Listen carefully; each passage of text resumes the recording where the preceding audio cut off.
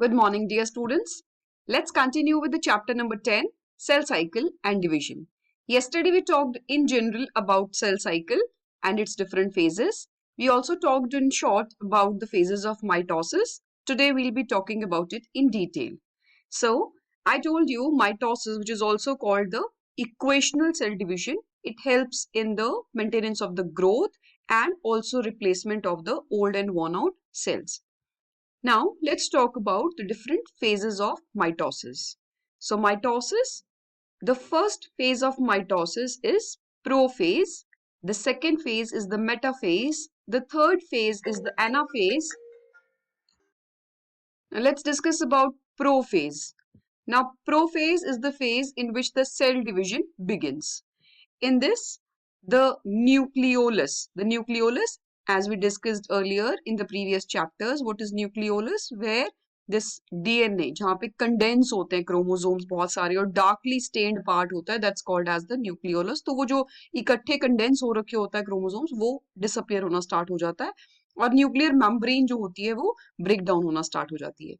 Next phase है उसके बाद जो हम प्रोफेज के बाद दैट इज मेटाफेज. लेकिन उसके बीच में जो अर्ली प्रोफेज की अगर हम बात करें तो जो प्रोफेज जब स्टार्ट होगा तो यहाँ पर क्या होना स्टार्ट हो जाएगा. सबसे पहले तो क्रोमैटिन जो है वो क्रोमोसोम्स की शेप ले लेगा और धीरे धीरे यहाँ पर वो दो सिस्टर क्रोमैटिड से बना हुआ एक क्रोमोसोम की शेप लेकर अपीयर होना स्टार्ट हो जाएगा और यहाँ पर सेंट्रियोल्स जो है धीरे धीरे मूव करना स्टार्ट कर देंगे.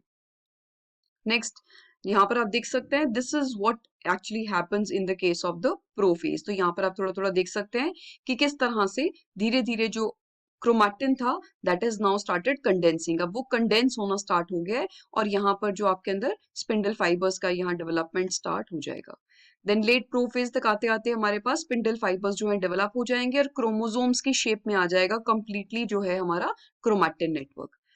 देन उसके बाद आ जाएगा हमारा क्रोमोसोम्स जो है धीरे धीरे वो विजिबल होंगे, प्रॉपरली विजिबली आपको स्टार्ट हो जाएंगे, आपको माइक्रोस्कोप में भी दिखाई दे सकते हैं अब. एंड द स्पिंडल अपैरेटस जो है वो धीरे धीरे सेंट्रोमियर से अटैच होना स्टार्ट हो जाएगा. जो ये सेंट्रोमियर पार्ट है क्रोमोसोम का ये धीरे धीरे स्पिंडल फाइबर से अटैच हो जाएगा. नेक्स्ट फेज जो है second phase that's the metaphase. Metaphase में जो क्रोमोसोम्स हैं now they will come into the centre. तो इसे हम बोलते हैं इक्वेटोरियल. तो इक्वेटोरियल प्लेट पर यहाँ पर आ जाएंगे मेटाफेज प्लेट पर जो हमारे क्रोमोसोम्स हैं. अभी हम बात कर रहे हैं डिप्लॉयड की क्योंकि यहाँ पर माइटोसिस में diploid parent gives rise to diploid daughter cells. तो यहाँ पर अगर हम बात कर रहे हैं तो यहाँ पर आपके पास हमेशा पेयर्स में होंगे क्रोमोसोम्स, राइट. तो यहाँ पर अगर 4 है तो दैट मीन्स यहाँ पर 2 होमोलोगस क्रोमोसोम्स के पेयर्स हैं. अब यहाँ पर सेंटर में पहुंच चुके हैं जो आपके मेटाफेज प्लेट पर जो चारों यहाँ क्रोमोसोम्स हैं और अटैच हो चुके हैं पूरी तरह से स्पिंडल फाइबर्स के थ्रू सेंट्रियोल से अटैच्ड हैं.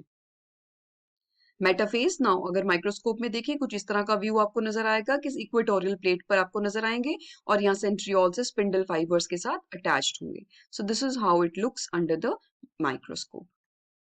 नेक्स्ट मेटाफेज जैसे हम बात कर रहे थे सेकेंड फेज है और न्यूक्लियर मेम्ब्रेन इसमें कंप्लीटली खत्म हो चुका होता है. जो डुप्लीकेटेड क्रोमोसोम्स हैं इक्वेटोरियल प्लेट पर यहाँ पर आपको ये प्लांट सेल का डायग्राम में आपको क्लियरली नजर आएगा कि किस तरह से इक्वेटोरियल प्लेट पर सेंटर में यहाँ पर नजर आ रहे हैं. देन इसके बाद यहाँ पर आप देख सकते हैं स्पिंडल अपैरेटस के साथ किस तरह से अटैच्ड है. So I have taken maximum diagrams यहाँ पर लिए हैं ताकि आप लोगों को क्लियरली समझ में आए कि प्लांट सेल में किस तरह से दिखाई दे रहा है, एनिमल सेल में किस तरह से दिखाई दे रहा है और किस तरह इसकी पोजीशनिंग है क्योंकि this is a part of your practicals also.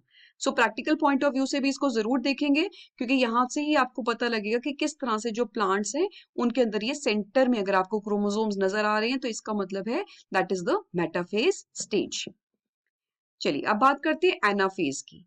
Now this is another very important part of the mitosis जिसमें कि जो एनाफेज है इसमें जो हमारे क्रोमैटिड यहाँ पर सिस्टोक्रोमैटिड्स थे जिनसे मिलकर एक क्रोमोसोम बना हुआ था तो वो जो है वो क्या हो गए हैं सिस्टोक्रोमैटिड सेपरेट हो गए हैं, राइट.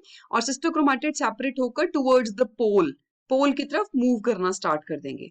और जब ये पोल की तरफ यहाँ पर देखिए आई हैव टेकन स्पेशली डायग्राम लिया है यहाँ पर किस लिए ताकि आपको पता लगे कि जो दो सिस्टर क्रोमैटिड से मिलकर ये एक्स शेप क्रोमोसोम बना हुआ था कि जो दो आर्म्स थी वो क्या हो रही हैं अब यहाँ पर सेपरेट हो रही हैं. One arm is moving towards one side of the pole, the other side is the other arm is moving towards the other side of the pole. अब ये दोनों आर्म्स अपने ऊपर एक और नया यहाँ पर आर्म सिंथेसाइज करेंगे, then it will form a complete new chromosome. So यहाँ पर 4 क्रोमोसोम्स पेरेंटल में थे और डॉटर सेल्स जब यहाँ पर फॉर्म होंगे तो उनके पास भी 4 क्रोमोसोम्स ही जाएंगे. So that is how the same number is restored. तो सेम नंबर रिस्टोर हो जाएगा. तो एनाफेज में आप यहाँ देख सकते हैं कि किस तरह से ये देखिए क्रोमैटिड सेपरेट हो चुके हैं and they are moving towards the pole की तरफ वो मूव करना स्टार्ट कर रहे हैं. Look at this, right. So beautifully they have shown here कि किस तरह से ये पूरा मूवमेंट ऑफ यहाँ पर क्रोमोसोम्स हो रहा है टुवर्ड्स द पोल. तो यहाँ पर स्पिंडल फाइबर्स अब रह चुके हैं और यहाँ पर आप देख सकते हैं कि the chromatids have moved towards the poles.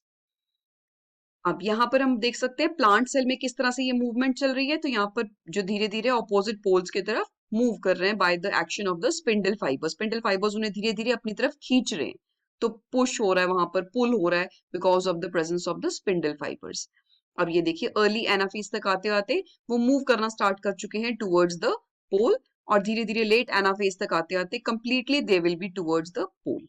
अब लास्ट स्टेज आ जाती है हमारे पास टिलोफेज. टिलोफेज जिसमें अब हमारे पास क्या हो जाएगा, धीरे धीरे क्रोमैटिड्स जो है वो नया एक अपने ऊपर मैंने आपको जैसे बताया था दे विल अगेन अब यहाँ से नया डीएनए यहाँ सिंथेसाइज करना स्टार्ट कर देंगे और उनके पास धीरे धीरे न्यूक्लियर मेम्ब्रेन भी यहाँ पर न्यू फॉर्मेशन होना स्टार्ट हो जाएगी. और यहाँ पर एक क्लीवेज फरो, देखिए मैंने आपको बताया था एनिमल सेल के अंदर यहाँ पर ये एक फरो बनना स्टार्ट हो जाएगी और ये फरो ही धीरे धीरे यहाँ पर क्लोज होती रहेगी जिससे कि 2 न्यू सेल्स का फॉर्मेशन होगा. अब टेलोफेज तक आते आते यहाँ पर न्यूक्लियस जो है रीफॉर्म होना स्टार्ट हो जाएगा और उसके बाद नेक्स्ट जो हो जाएगा हमारे पास साइटोकाइनेसिस स्टार्ट हो जाएगा जिसमें कि सेल का कंप्लीट डिवीजन हो जाएगा. तो अब तक जो हुआ है वो है कैरियोकाइनेसिस. कैरियोकाइनेसिस मतलब डिवीजन ऑफ द न्यूक्लियस. तो माइटोसिस में डिवीजन ऑफ न्यूक्लियस होता है और सेल के डिवीजन को हम बोलेंगे साइटोकाइनेसिस. प्लांट सेल में देखेंगे तो यहाँ पर एक अलग चीज हो रही है. यहाँ पर 2 न्यू डॉटर सेल्स के बीच में सेल प्लेट का फॉर्मेशन हो रहा है. Rather than the formation of the furrow there is a formation of the cell plate और ये 2 डॉटर सेल्स को सेपरेट कर देगा और धीरे धीरे दोनों न्यू डॉटर सेल्स जो हैं they will take up their final function. Next cytokinesis जो है जब सेल कंप्लीटली 2 न्यू सेल्स में डिवाइड कर जाता है तो उसी को हम कहते हैं दैट इज द साइटोकाइनेसिस. अब दोनों के पास अपने अपने डॉटर सेल, दोनों डॉटर सेल्स के पास अपने अपने क्रोमोसोम्स हैं, same number as was present in the parent cell. तो यहाँ पर हम देख सकते हैं यहाँ पर कंप्लीटली साइटोप्लाज्मा ऑर्गेनल्स हैं, ये इवनली स्प्लिट हो जाएंगे और दोनों जो है यहाँ पर 2 न्यू सेल्स का फॉर्मेशन कर देंगे प्लांट सेल के अंदर भी.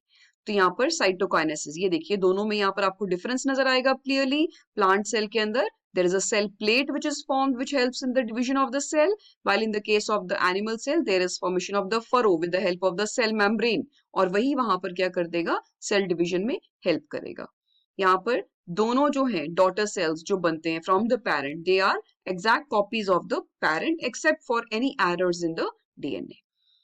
अब नेक्स्ट जो हमारे पास आ जाता है that's the next division phase which is the meiosis. We'll be talking about meiosis in the next video.